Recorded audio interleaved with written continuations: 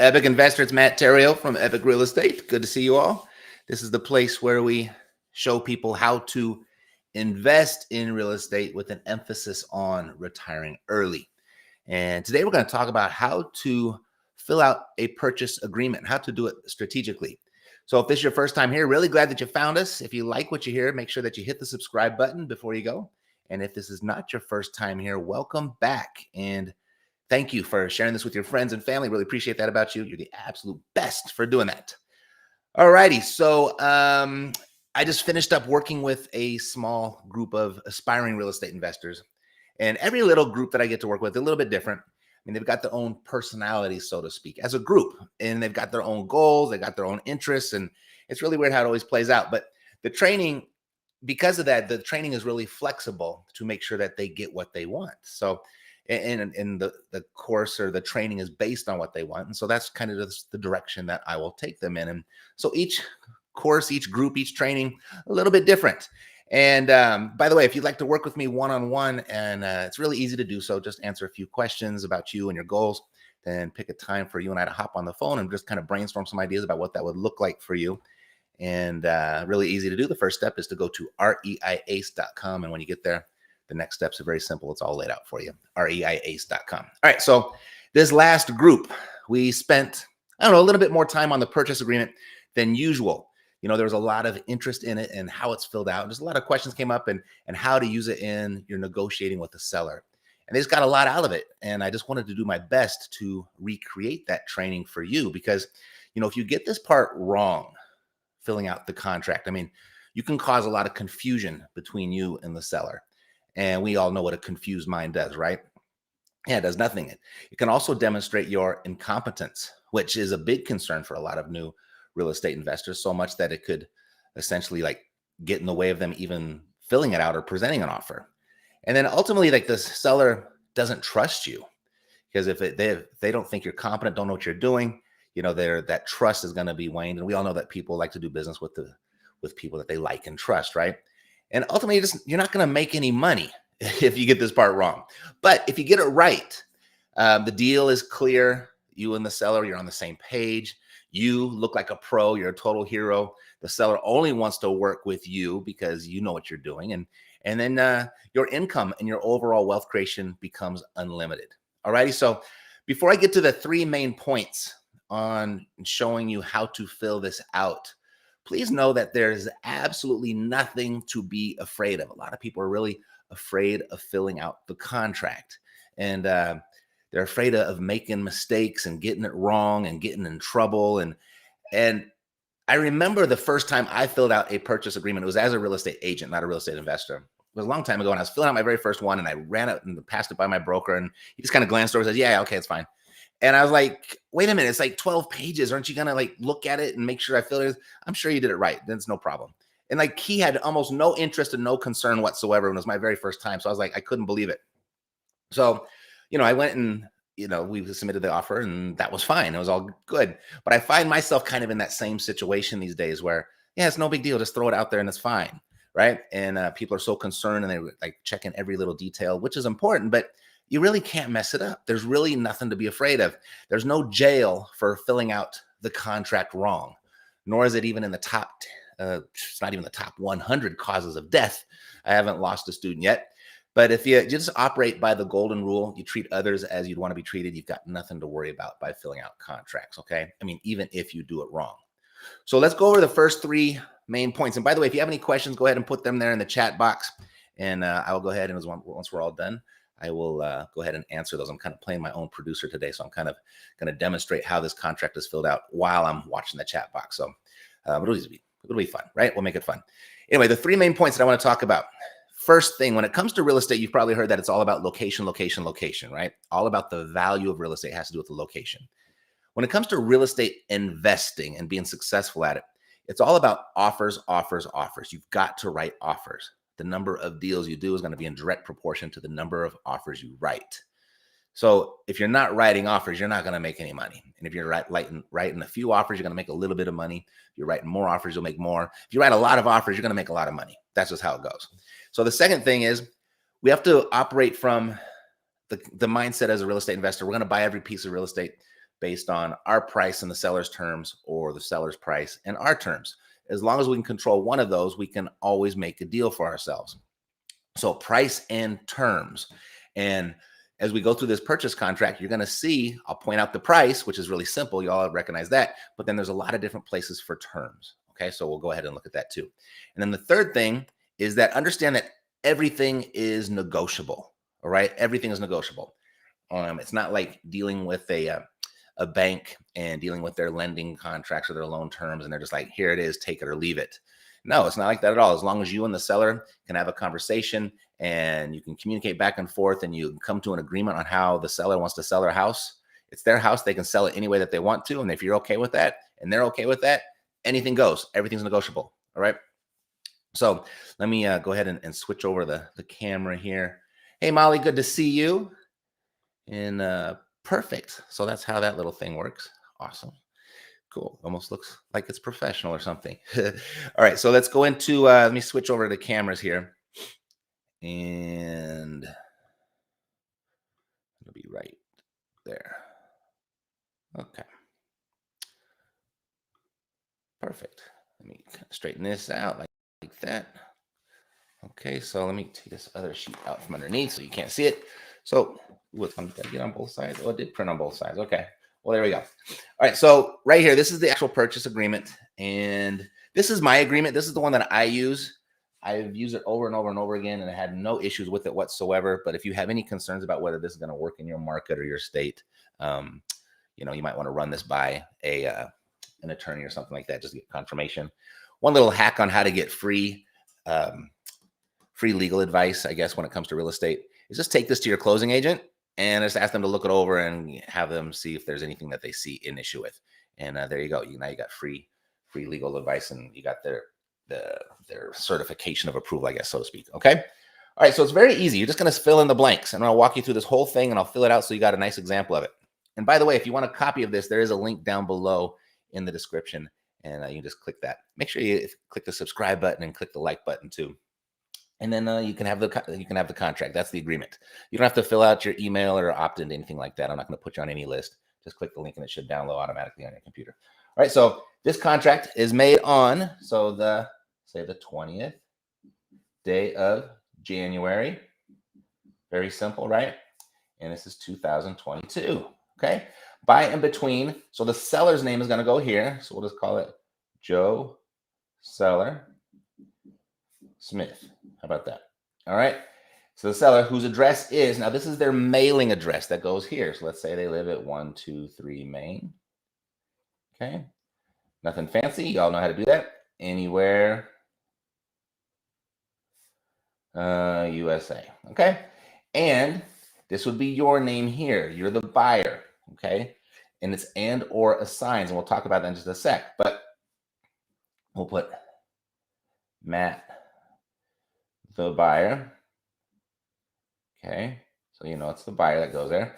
And or assign. So this is going to be you acting as the buyer purchasing this property, and or anyone that you assign this contract to. You can, through another contract, you can assign this one and all of your rights and obligations in here to somebody else for a fee. That's an assignment of contract, commonly referred to as wholesaling. Okay. So, and or assigns buyer, whose mailing address. Then here's my mailing address. We'll go 456 Apple Drive. Okay. And then we'll do city and state. Okay. All right. So there's that. Now the parties agree, the parties agree and as follows. Purchase and sale. The seller agrees to sell and the buyer agrees to buy the property located at. So this is the property that's actually being purchased. That's this address. These are mailing addresses up here. This is the purchase address down here. So let's go 789 Willow Lane. And then you just put city, state, and I guess zip too. I'll put zip up here too. All right. So there's that. Very simple, right? Just filling in the blanks. Nothing too complex. Now our purchase price goes here. So remember, we're going to purchase this property via price and terms. Either our price and the seller's terms or the seller's price and our terms. We just need control of one of them. We're not going to get too much into creative financing, but that's the idea. Okay. So the purchase price we'll say is $100,000. $100,000. Just fill in the blanks. Now the terms, now this is how you're going to pay this $100,000. So most of the time, you're just going to put cash. Now this could be your cash. It could be the buyer's cash that you assign the property to. It could be their cash. It could be a lender's cash. So you could put lending terms in here of how you plan on getting financing, but really not necessary, not for this purpose. Just go ahead and put cash and that's sufficient. Now, if you're going to do something creative, then that's really simple. You don't need a special contract to do a subject to. You don't need a special contract to do seller financing. You're just going to write it in here. And I could do something very simple as, so let's say we weren't going to do cash. We won't do cash. We'll do something like 10% down, due at closing. Okay. And then balance carried back by seller for, let's say, 30 years at 4% interest. Okay. So that's really simple. So you don't have to, even if you got this a little bit different than how I wrote it, not a big deal. As long as you and the seller understand what this means and that your closing agent understands what that means, this is good enough. It absolutely works. All right. So say we're going to do a subject to. So we could just, let's say we're not going to do this one. So we'll cross this one out. You don't need a special subject to contract. You could just say, buyer taking over title subject to existing financing.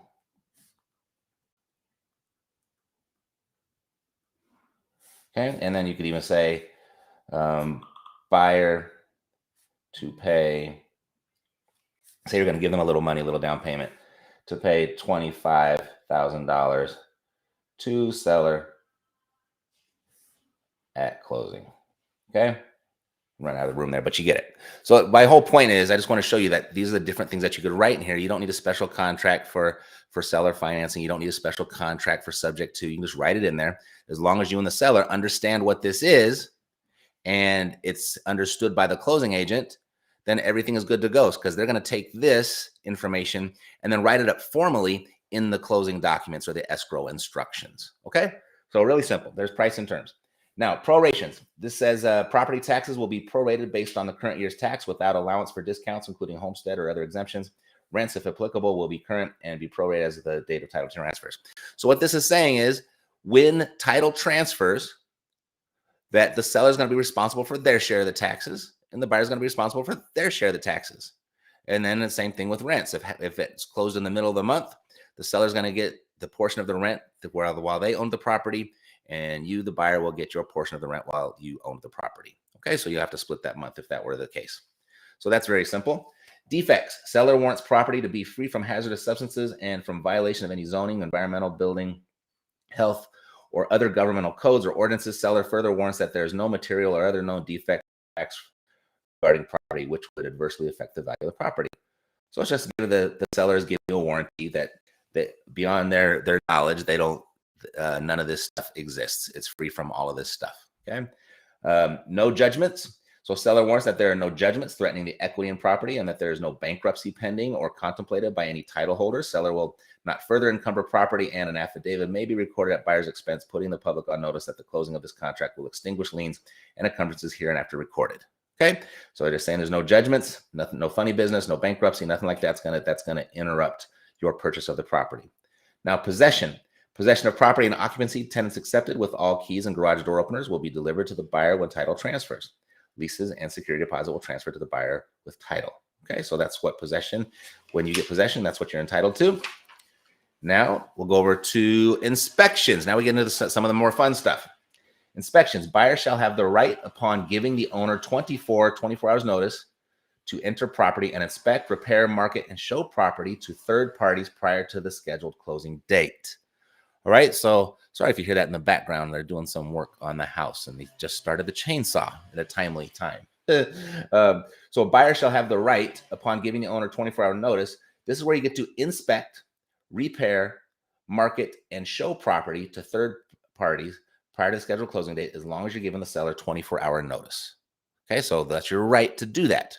And if the seller signs, then you can do all of this stuff. You can repair if you want to. I wouldn't recommend it before you close, but you can market the property for sure, and you can show other third parties. That could be another buyer potentially that you show the property to as well. That gives you the right to do that. Now, number 8, this is why you should not be afraid of filling out contracts. Number 8 is the contingency. It's a condition. It's a statement that says, if this, then that, right? For that to happen, this has to happen first type thing. So this contract is contingent upon the buyer having the right to, 1, inspect all aspects of property that would directly or indirectly, this is really important, directly or indirectly affect its value. And 2, engage a professional inspector or inspectors to determine the structure and condition of property improvements. Now, this is really important here for you as well. The inspection reports must be satisfactory to buyer. That's you. They must be satisfactory to buyer. All the reports that you get from your inspector, they must be satisfactory to you, or all deposit monies will be immediately refunded and all contract obligations considered null and void.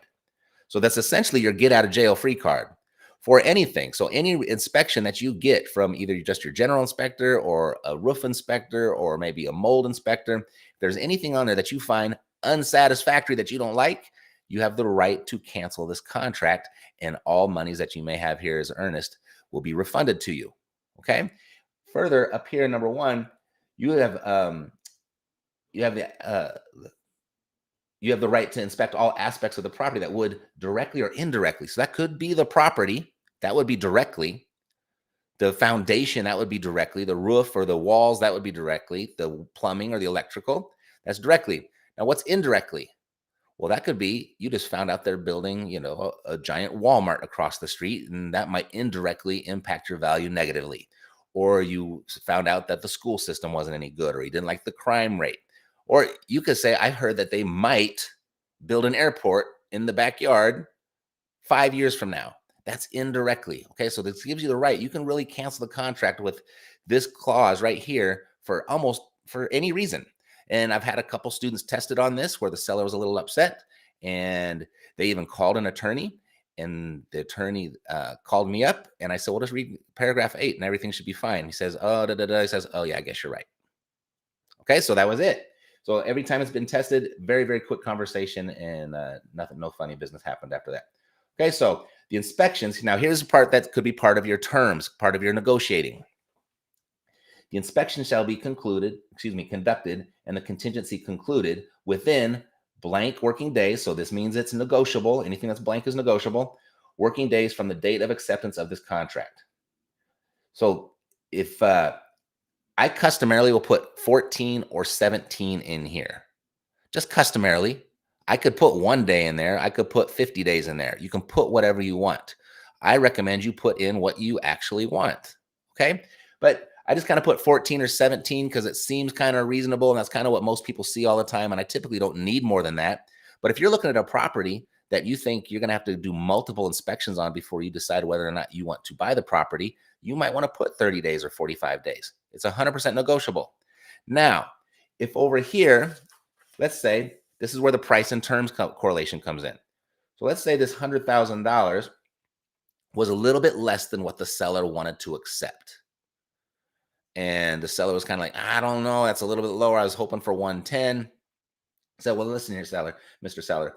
What if we do this for me, $100,000, just to confirm and give you some certainty and some comfort that I'm actually going to close? What I can do is I'll go ahead and get my inspections done right away, say within 7 days or within 3 days, and I'll remove my contingency so I'm locked in, and I'm actually going to close. That could be a part of your negotiating. So that's why this is blank, and there's some power here, and it doesn't just have to default to 14 or 17 days. You can use this as a tool in your negotiating. Now, here's the big deal. Right here, number 8 says removal of this contingency must be in writing. Must be in writing. So even if you wrote 14 working days from the date of acceptance, their contingencies are going to expire. If you don't remove them in writing, they're not removed on 14 days. It's not like they automatically expire at midnight on that 14th working day. Okay, so this is really key. So most of the time, a seller will never ask me to remove my contingencies. So my contingencies are always in play. And this is the one that will always get me out of any kind of bind if I go a little bit too far into the contract and I decide that I don't want to buy the property. Then he'll say, well, what about the contingencies? Your past work says, well, I didn't remove them in writing, so technically they're still there. So let's just go ahead and call this a day and go our separate ways, and hopefully you find a buyer. Okay, so that's really, really key because some of the states, 50 out of the 50 states, I think about half of them, the contingencies are removed automatically. So if I put 14 working days at the stroke of midnight on that 14th working day, these contingencies would be removed in like half the states. The other half, they must be in writing. But I just put it removal contingency in writing so it works for all states. So it's clear in the contract. All right, so that's a biggie. I took a little bit longer on that because I think this one's really important because this right here, this paragraph, is your get out of jail free card. If you mess it up, this will save you. Right? So don't be afraid of writing offers. Don't be afraid of messing it up because you got this to protect you. Okay. Number 9, risk of loss. The seller is responsible for any additional damaged property except for normal wear and tear until the closing of title. If there's substantial damage, the seller reserves the right to cancel the contract and refund buyer's deposit monies or to negotiate the terms of the repairs with the buyer. So what this is saying is that during the escrow period while you're in contract, if the seller were to, I don't know, say they accidentally backed their car into the corner of the house and it dented and messed up the stucco, that could be something that they're going to be responsible for.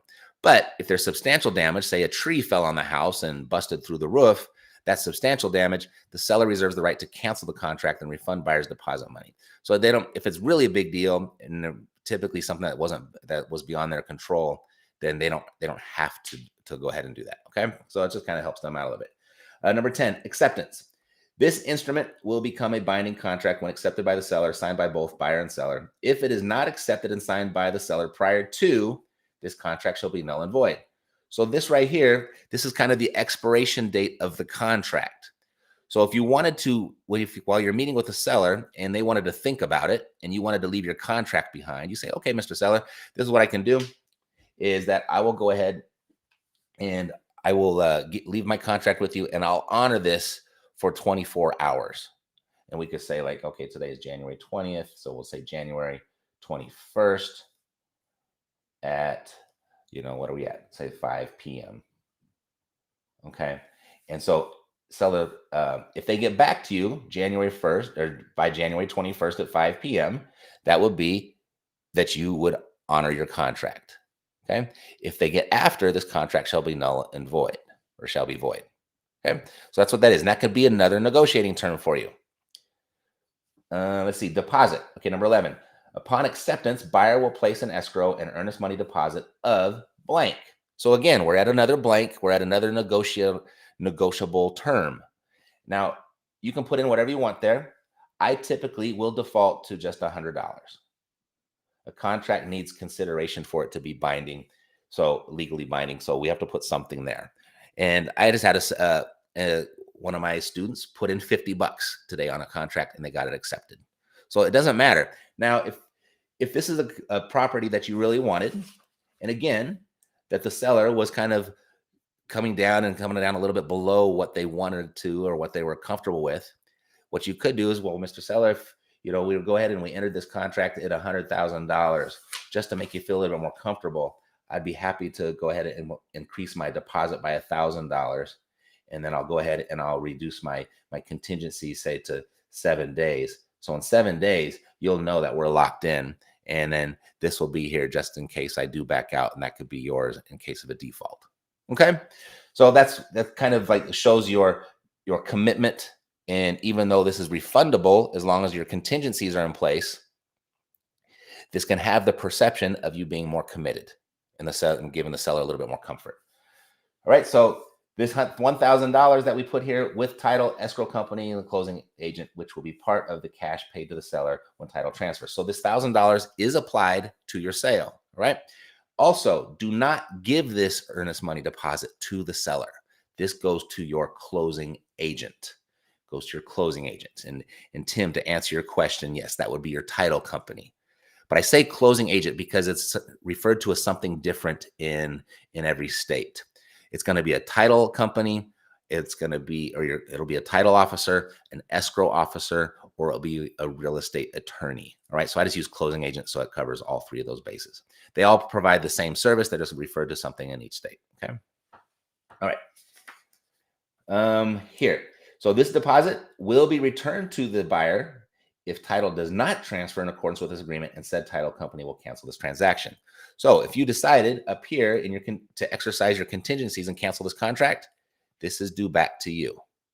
Now keep in mind that the this $1,000 or this whatever money you have here in earnest, both the buyer and seller have to sign that release.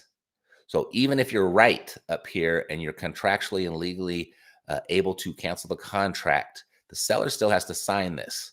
So try not to burn any bridges, because they could make it difficult and really delay this money. And if you need this money, then that could be an issue. Okay. Even you are legally entitled to it, and it will be given back to you. It just might take a while if the seller decides they want to take a while in signing the cancellation. Okay. So this deposit will be returned to the buyer if the title, we already covered that. Okay. Very good. All right. Delivery. So property will, you'd put a checkbox here, be delivered vacant at closing, or checkbox here if it will not be delivered at closing. It's a little bit confusing. There probably should be a thing there, but that's okay. So it will be, property will be delivered vacant at closing. Okay. So if you're expecting your property to be empty when you take ownership, make sure you check that box. Okay. If you're going to purchase this property and it has a tenant in place, then they'll check this box. If they are going to, if they're going to do a lease back or something like that, the owners, then you can check that box as well.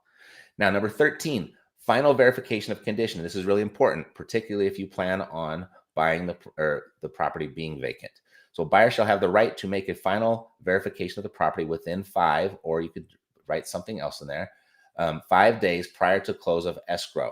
Not as a contingency of the sale, but to confirm, 1, the property is maintained pursuant to paragraph 9, up here, the risk of loss and the condition of the property. 2, repairs have been completed as agreed. So if you requested any repairs after your inspections, okay, you want to make sure that the repairs were done.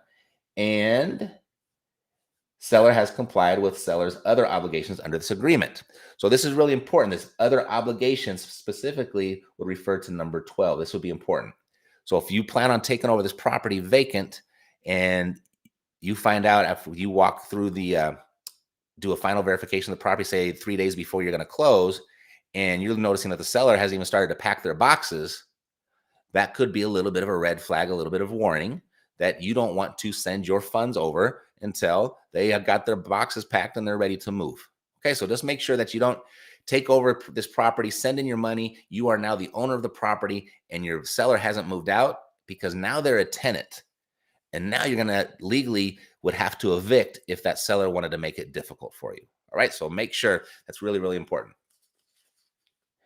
Now, closing will take place on or before. So this is your closing date.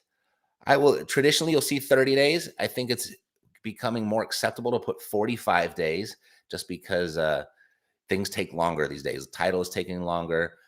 Loan processing is taking longer. All that kind of stuff is taking longer. So you can put default to 45 days. Again, it's blank. Ask for what you want.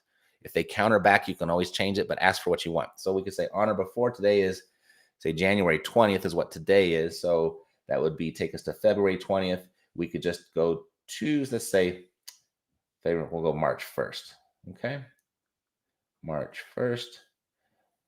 And that's 2022 at, we'll say 5 p.m. Okay.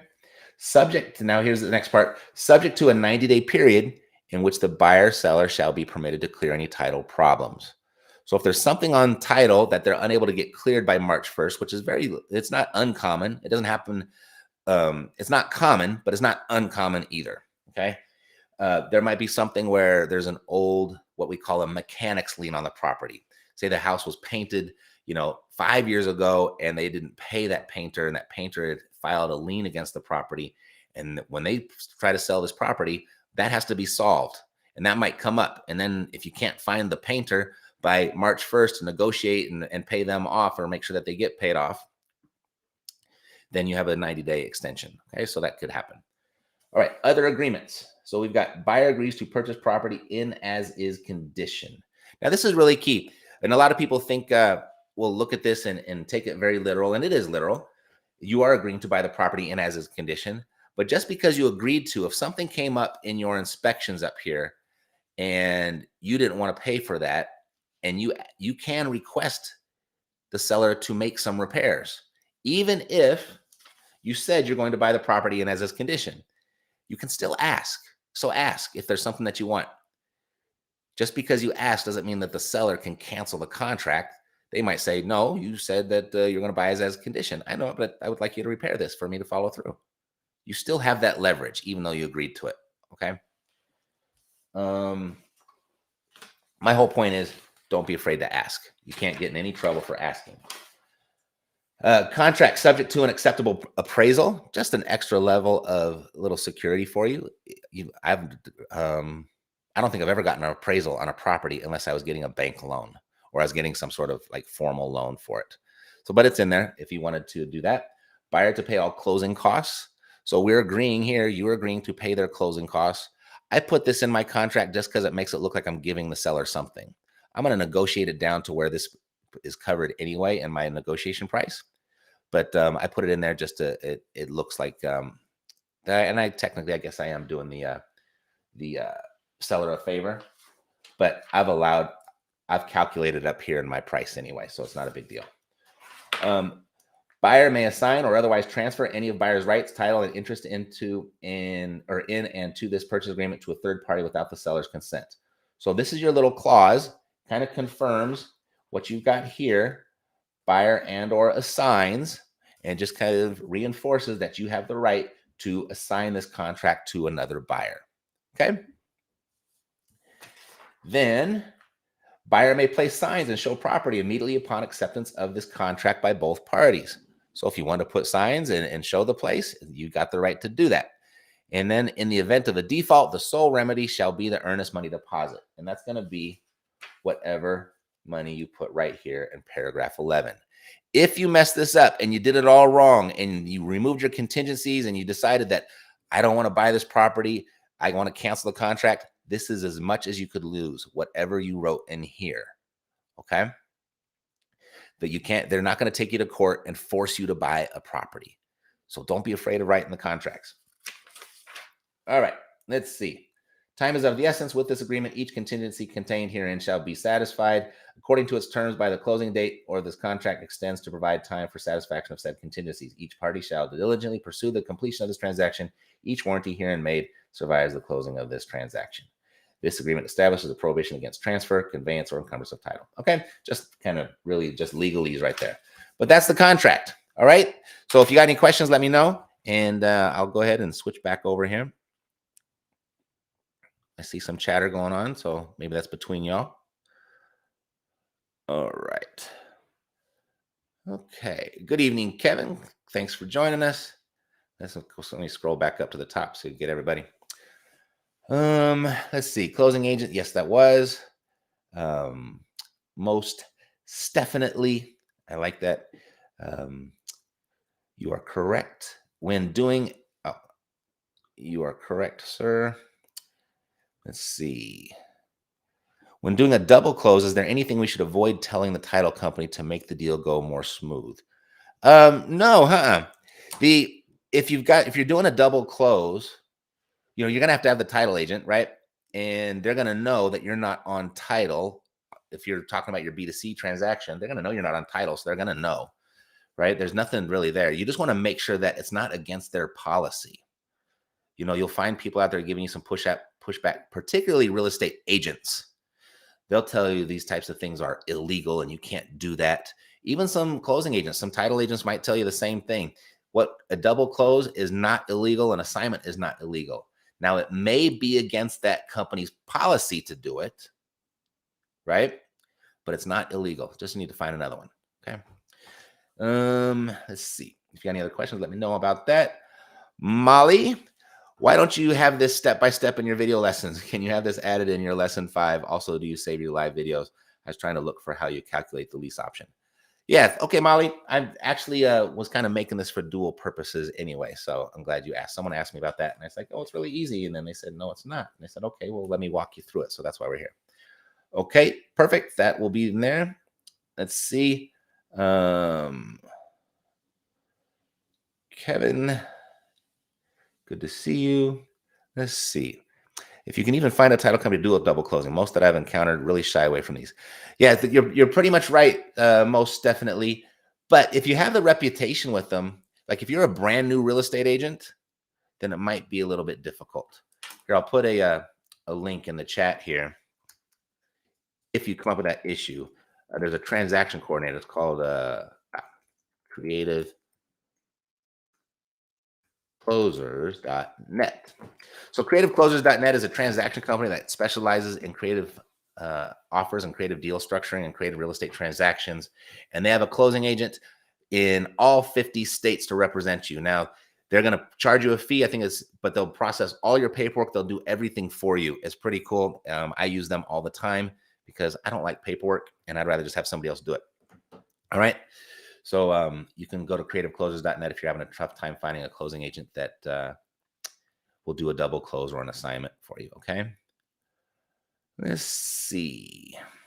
So that kind of answers that.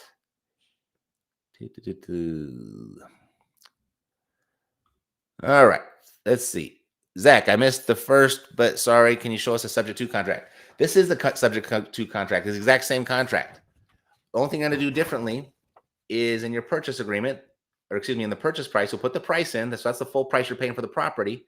And then in your terms, you're just going to say you're buying it subject to the existing financing. That's it. And if there's any additional fees, you'll just put that. So you can say $100,000.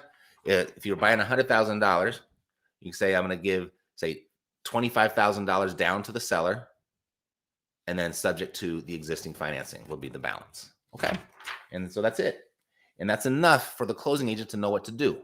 That's all it takes. It doesn't take a special contract. Now, the contract or the paperwork and the documents, that'll be drawn up by your closing agent. That could be a little bit special, but that's not your concern. You don't need to do that. That's not your job. Okay. All right. Capital City Productions. Hi, Matt. What are your thoughts about getting a real estate license to pay down a rental portfolio faster with sales commissions?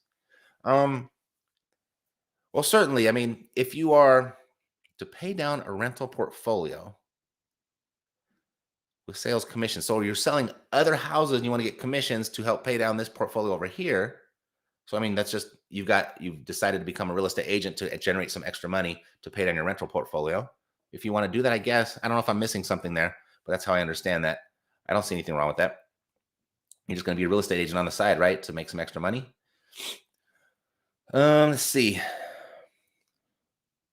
In Texas, I believe the term is called intermediate. Probably. I don't know if I've ever done a transaction in Texas. I know Mercedes has done a bunch. I actually don't know. She processes all the paperwork over there. Let's see. Can you share the step-by-step for your assignment contract? I was confused where I put my assignment fee part. Molly, I could do that for another day. I just don't have one handy with me. But I can do that next. I'll do that next time, okay? I wasn't prepared for that. Let's see. Can I closing without title company? Technically, you can. I wouldn't recommend it at all. Because what's going to happen is when there's a title transfer, and if there wasn't title insurance, and they're going to see that as a break in title, and that could cause a serious issue down the road if you tried to resell the house. It could cause an issue for the sellers three or four owners later. Okay, so I would do that. All right, Zach, you are welcome. Molly, you are welcome. You're talking with like a mobile notary. Yes, you can do that, but you want to go through a closing agent. I mean, the mobile notary is going to be there regardless because they need you to sign the documents, and those documents need to be notarized. But you want to go through the legal structure of having that third party intermediary closing it per the make sure everything's on the up and up, and you don't break title or don't break the chain of title. Okay. What service do you use for cold calling to avoid scam likely from showing when calling? Well, I use two services. I use VAs for real estate. It's not a service though. I mean, I use somebody to do it. I stopped cold calling a few years ago. VAs for real estate.com. They do my cold calling for me. And so I don't know what they use. I wish I could answer that question for you, but I don't know what they use. I know it's getting more and more, the the phone apps and the phone service getting a little bit more and more sophisticated by the day, and I know that's becoming an issue. Um, but it's not an issue for us at the moment. At least I haven't heard about it. Alrighty, cool. Well, thanks for the question.